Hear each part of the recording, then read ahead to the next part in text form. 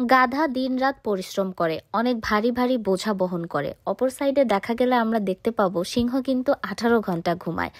পরিশ্রমের দিক থেকে ভাবতে গেলে গাধার কিন্তু বনের রাজা হওয়া উচিত ছিল, কিন্তু দেখা গেল কি, সিংহ হচ্ছে বনের রাজা। আমরা যদি কোনো কাজ সারা দিন রাত বুদ্ধিহীনভাবে করে থাকি, তাহলে কিন্তু সেই কাজ আমাদের জন্য কখনোই সাফল্য বয়ে আনবে না। হ্যাঁ, অবশ্যই সাফল্যের জন্য পরিশ্রমের দরকার আছে, কিন্তু তার সাথে সাথে ব্রেনেরও দরকার আছে। আমরা কিন্তু ছোট থেকে একটা জিনিস ভালো করে শুনে আসি, যে যে মানুষগুলার দ্বারাই কোনো কাজ হয় না তাকে কিন্তু একটা আঞ্চলিক ভাষায় গালি দেয়া হয়, সেটা হচ্ছে গাধা। গাধা কেন বলা হয়? যে বুদ্ধিহীনভাবে কোনো কাজ করে, যে পরিশ্রমের কোনো মূল্য নেই। আমরা অনেক সময় দেখে থাকি যে অনেক মানুষ খুব অল্প দিনে অল্প পরিশ্রমে অনেক ভালো কিছু করে ফেলে।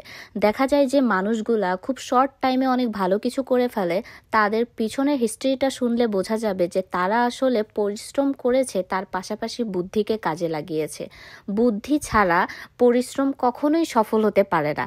অবশ্যই একটা সফল কাজ করতে গেলে মাথার মধ্যে একটা প্ল্যান সেট করতে হয়, দেন সেই অনুযায়ী কাজ করতে হয়।